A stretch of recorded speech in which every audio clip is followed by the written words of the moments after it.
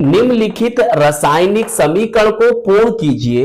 प्यारे बच्चों 2025 में 2 नंबर में यह क्वेश्चन पूछा गया था, तो चलिए फिर कॉपी और पेन निकाल लीजिए और समझते हैं। प्यारे बच्चों हमें इस रिएक्शन को कंप्लीट करना है और बताना है कि ए और बी कौन कौन से यौगिक हैं, कौन कौन से कंपाउंड हैं। तो बहुत ध्यान से समझेंगे। देखिए प्यारे बच्चों ये हमें दे रखा है अभिकारक, बोले तो रिएक्टेंट्स, और इसी से बनाना है ए और बी को। बहुत ध्यान समझो। देखिए मैं इसको इस तरह से लिख सकता हूं CH3 CH और यहां पर लगा हुआ है Br, और Br क्या है प्यारे बच्चों, एक हैलोजन है, और ये आ गया यहां पर CH3। देखिए अगर मैं इसका IUPAC नेम बताऊं तो वो होगा 2 ब्रोमो प्रोपेन। सही, 2 ब्रोमो प्रोपेन होगा। और सामान्य नाम या कॉमन नेम होगा प्यारे बच्चों इसका क्या होगा, देखो ये बन रहा है आइसो, तो इसे हम कहेंगे आइसोप्रोपिल या प्रोपाइल, और Br है तो ब्रोमाइड। सही है, तो आइसोप्रोपिल ब्रोमाइड या आइसोप्रोपाइल ब्रोमाइड इसका सामान्य नाम होगा। अब आगे हमें क्या करना है प्यारे बच्चों, आगे हमें करना है यहां पर पोटेशियम हाइड्रोक्साइड लेना है, ले लिया। अब AlC क्या है, एल्कोहलिक। क्या है मतलब इसका, एल्कोहलिक। तो एल्कोहलिक पोटेशियम हाइड्रोक्साइड लेना है और साथ में गर्म कर देना है। चाहो तो ये भी लिख सकते हो, इसका मतलब भी गर्म ही करना है। सही प्यारे बच्चों, जब प्यारे बच्चों आप इस तरह की कंडीशन देखें तो समझ जाओ कि यहां पर होगा डिहाइड्रोहेलोजिनेशन, हाइड्रोहेलोजिनीकरण, या इंग्लिश में बोल सकते हो डिहाइड्रोहेलोजिनेशन।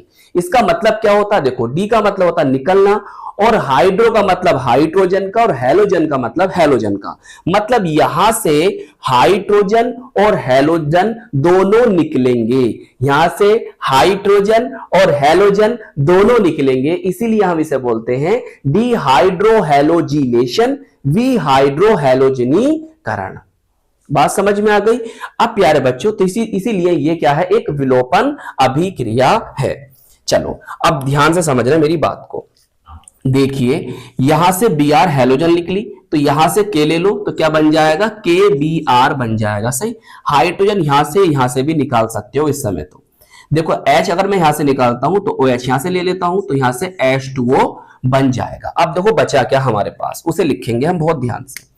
देखिए यहां से बचा CH3, सही है, सिंगल बॉन्ड, इनका मतलब भी क्या है, बीच में सिंगल बॉन्ड है, समझ गए, सिंगल बॉन्ड आ गया। अब यहां पर बचा कौन है, CH, Br तो चला गया। अब देखो यहां पर क्या बचा प्यारे बच्चों, एक हाइड्रोजन निकल गया ना, CH2 बचा है। ओके, अब देखो कार्बन की वैलेंसी को पूरा करने के लिए यहां पर डबल बॉन्ड आएगा, कार्बन की 4 वैलेंसी होती है ना, कर लेना। अब देखो ये कौन बना है, सही, देखो ये है प्रोपीन। कौन है, प्रोपीन, सही, 3 कार्बन है, डबल बॉन्ड है, प्रोपीन, 1 प्रोपीन, पहले कार्बन में डबल बॉन्ड है ना। देखो और यही क्या है हमारा प्यारे बच्चों, ए है। तो ए तो हमें पता चल गया ए कौन है, बताओ इतनी बात समझ में आई। अब देखिए हमें क्या करना है, HBr लेना है। चलिए HBr लेना है, सही, मैं थोड़ा रिएक्शन को नीचे लेकर आ रहा हूं, सही है, HBr ले लिया।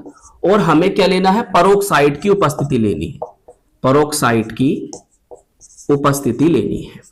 प्यारे बच्चों आप देखो ये कार्बन के इधर और इस कार्बन के इधर अगर एक से समूह है, एक से ग्रुप है, सही, तो समझ जाओ वो सममित एल्कीन है। और अगर ग्रुप या लगने वाले परमाणु समान नहीं है तो वो असम्मित एल्कीन है। तो प्रोपीन कौन है, एक असम्मित एल्कीन है। और आप HBr का इस पर योग कराओगे, एडिशन कराओगे और पर ऑक्साइड की उपस्थिति को रखोगे। तो याद रखना हमेशा जब ऐसी कंडीशन आ जाती है तो यहां पर एक रूल लगता है, एक नियम लगता है, जिसे हम कहते हैं एंटी मार्कोवनिकोव रूल्स।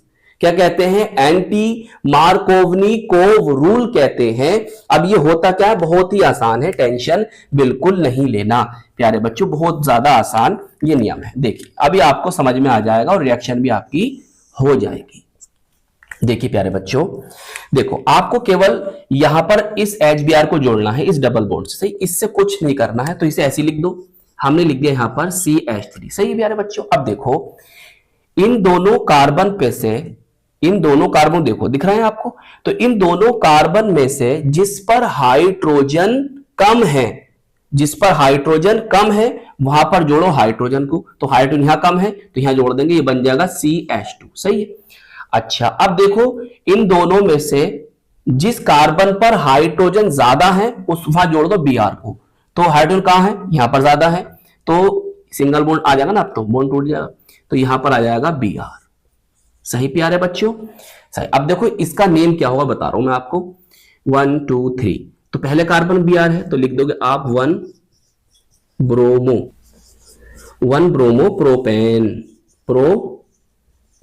और सामान्य नाम कॉमन नेम होगा इसका प्यारे बच्चों एन प्रोपिल, पढ़ना चाहो तो प्रोपाइल भी पढ़ सकते हो, एन प्रोपाइल ब्रोमाइड, और ये है आपका बी कंपाउंड। सही है, बी। अब आप एक काम करेंगे, ए कौन है सामने लिख देंगे और बी कौन है सामने लिख देंगे। सही है, इसका ये फॉर्मूला भी लिख देना और इनका नाम भी लिख देना, फॉर्मूला लिख देना, नाम भी लिख देना।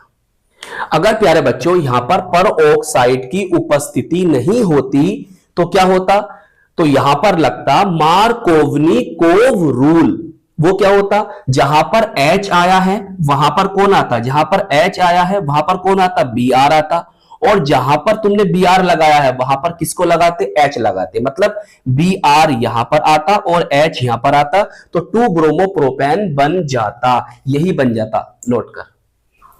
तो आई होप ये रिएक्शन आपको अच्छी तरह से समझ में आ गई होगी। तो प्यारे बच्चों अपना ख्याल रखिएगा, खूब मेहनत से पढ़ाई करते रहिएगा, अपने माता पिता की सेवा करते रहिएगा और अपने परिवार वालों को भी ख्याल रखिएगा, अपने टीचर्स का रेस्पेक्ट करते रहिएगा। हम मिलेंगे आपको इसकी नेक्स्ट वीडियो में। जय हिंद, जय भारत।